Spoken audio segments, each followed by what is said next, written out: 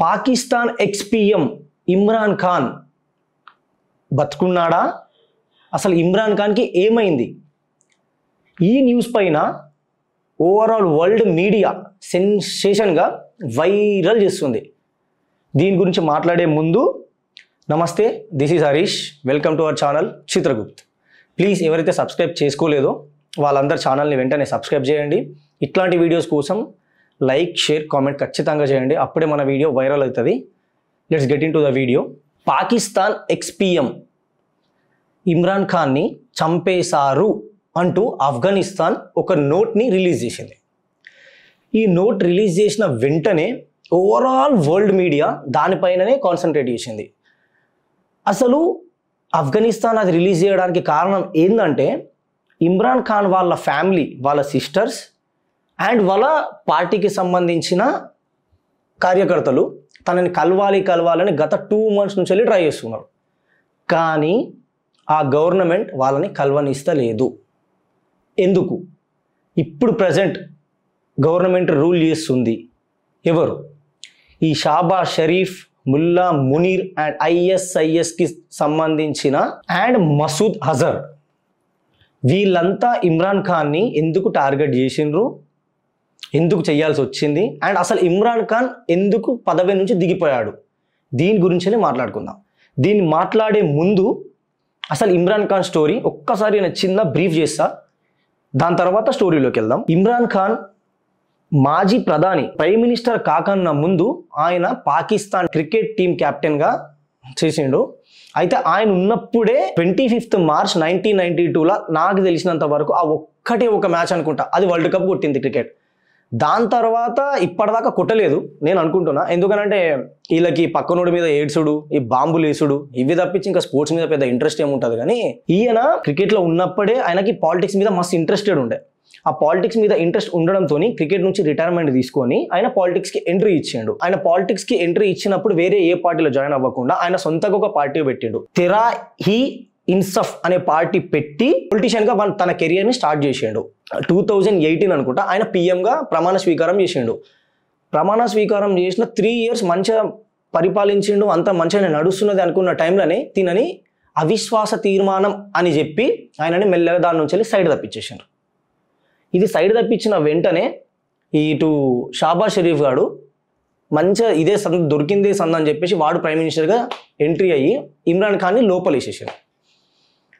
ఇమ్రాన్ ఖాన్ని లోపలేసేడే కాకుండా ఆయనకి ఘోరంగా ఎట్లా అంటే నరకం అంటే ఏందో బతుకున్నప్పుడే చూపించేస్తుండ్రు. ఆయనకి అంత టార్చర్ పెడుతుండంట. ఈ న్యూస్ మస్తు చాలా మనం చూసినాం, విన్నాము, అది స్ప్రెడ్ అయితేనే ఉన్నది.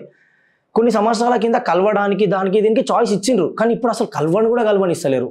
దీంట్లో హైలైట్ ఏంది, ఎందుకు కలవనిస్తలేరు అని అంటే, ఒకవేళ ఇమ్రాన్ ఖాన్ బయటకు వచ్చి మళ్ళీ పోటీ చేస్తే పక్కా ఈ షాబాజ్ షరీఫ్ ఖాన్ షెడ్డి వలిగిపోతుంది అండ్ వాని పదవి పోతుంది. అది క్లియర్గా తెలుసు.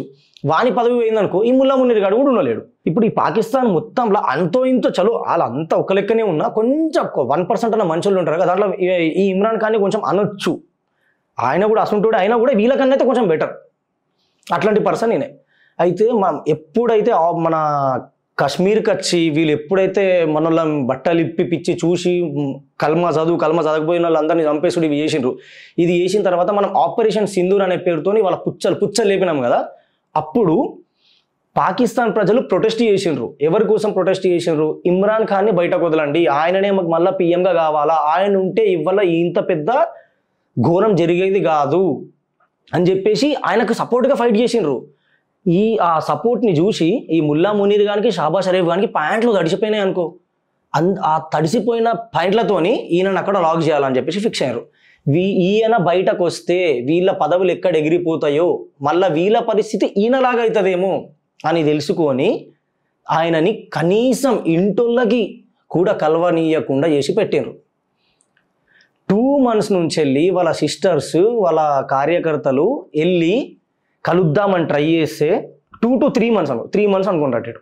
కలుద్దామని అనుకుంటే ఒక్కసారి కూడా పర్మిషన్ ఇస్తలేరంట. మరింత గలీజా? అరే క్రైమ్ చేసి మర్డర్లు చేసిన వాళ్ళకు, రేపులు చేసిన వాళ్ళకు కూడా ఆఖరి కోరిక ఏంద్రబాయ్ అని అడుగుతారు. ములాఖాత్ అనే పేరు మీద కలవడానికి చాయిస్ ఇస్తారు. అవిశ్వాస తీర్మానం వేసి ఒక ఎక్స్ ప్రైమ్ మినిస్టర్ని జైల్లో వేసి వాళ్ళ ఇంటర్లను కూడా కలవనీయకుండా చేస్తున్నారా? ఇంత గలీజ్ రాజకీయం ఇది. ప్రపంచంలో నాకు తెలిసి ఇంత చిల్లర రాజకీయాలు అయితే నాకు తెలిసి ఎవ్వడు చేయడు. ఇట్లాంటి పనికి మాలిన పెంటంతా మనం పాకిస్తాన్లో తప్ప ఏ దేశంలో చూడం. అంత దరిద్రం అది. ఒక ఎక్స్ ప్రైమ్ మినిస్టర్ని లోపలేసి వాళ్ళ ఇంటోళ్ళు చూడడానికి వెళ్తే వాళ్ళ చెల్లెళ్ళ ఇంటికి పట్టి లాగి అవతల పడిస్తుండ్రంట. మరి ఇంత దారుణమా? ఆడ హ్యూమన్ రైట్స్ ఉన్నాయా? మరి ఉంటే ఏం వ్యక్తున్నాయి?